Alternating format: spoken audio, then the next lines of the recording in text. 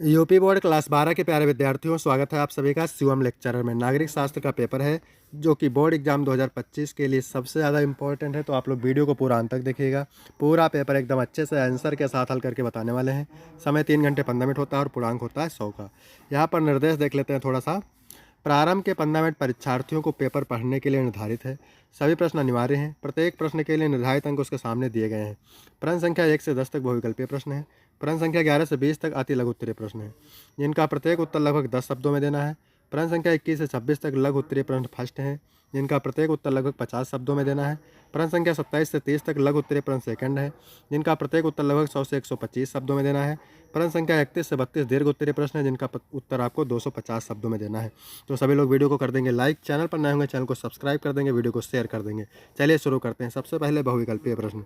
इसमें मेरे प्यारे बच्चों प्रश्न नंबर 1 है, क्या कह रहा है? द्वितीय विश्व युद्ध के बाद विश्व राजनीति में कौन सी दो महाशक्तियों का उदय हुआ? ब्रिटेन जापान, संयुक्त राज्य अमेरिका जर्मनी, सोवियत संघ संयुक्त राज्य अमेरिका, सोवियत संघ फ्रांस। तो द्वितीय विश्व युद्ध के बाद विश्व राजनीति में सोवियत संघ संयुक्त राज्य अमेरिका दो महाशक्तियों का उदय हुआ। इसके बाद है अगला क्वेश्चन, संयुक्त राष्ट्र संघ की स्थापना कब हुई? 25 फरवरी 1945, 23 दिसंबर 1945, 24 अक्टूबर 1945, 1 मार्च 1945।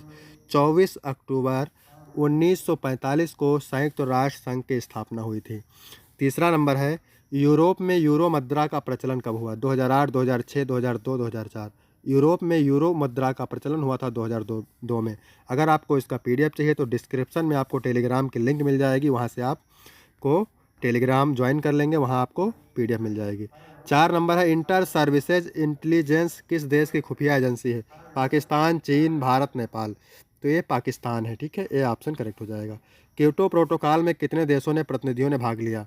100, 110, 125, 150। 150, ठीक है।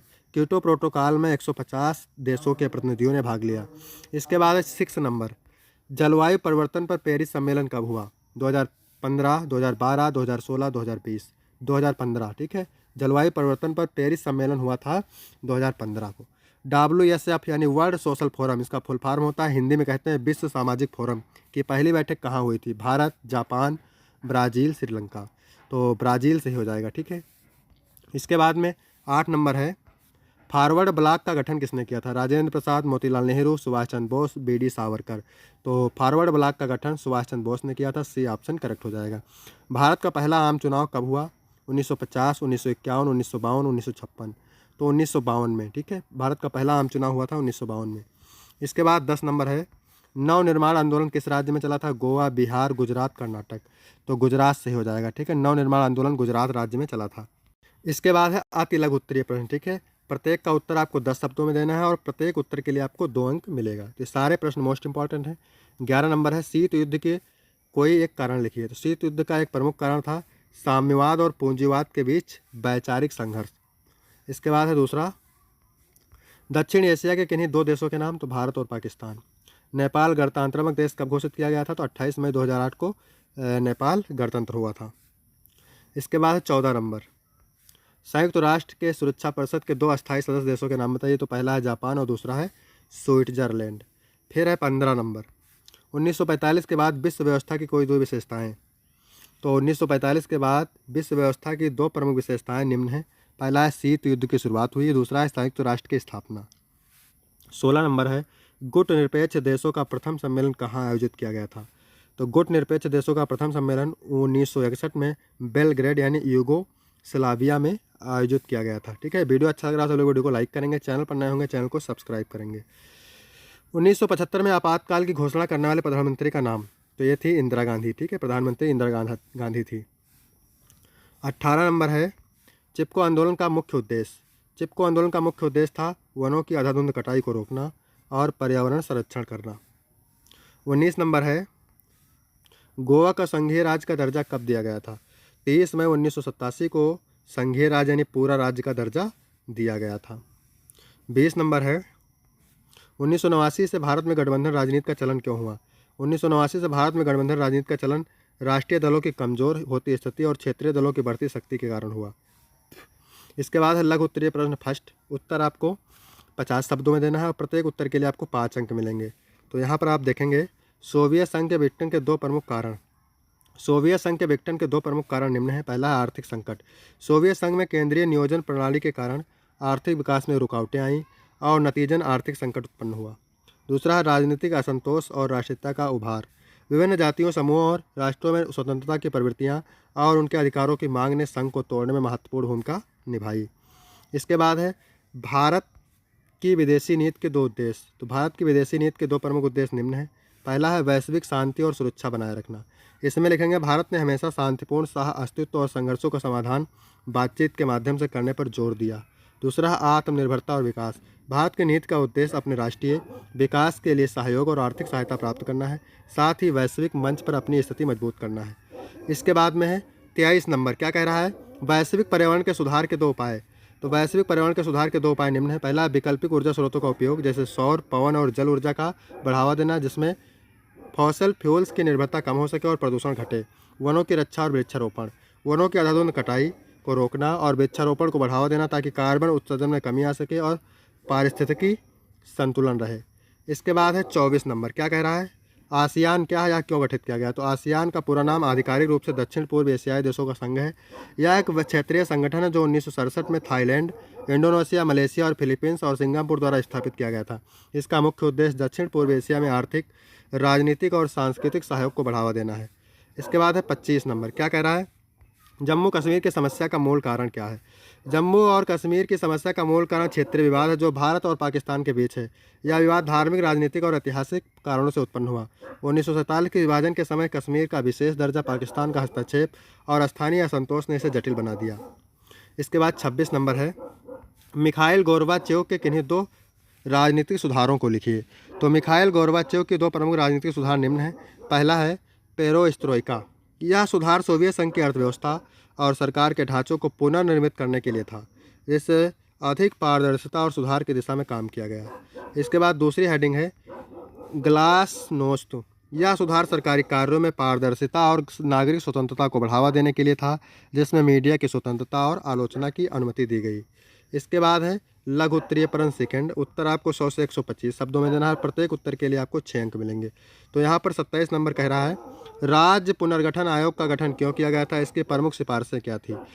राज्य पुनर्गठन आयोग का गठन 1953 में भारतीय संघ के राज्यों की सटीक सीमाओं और प्रशासनिक ढांचों को पुनर्गठित करने के लिए किया गया।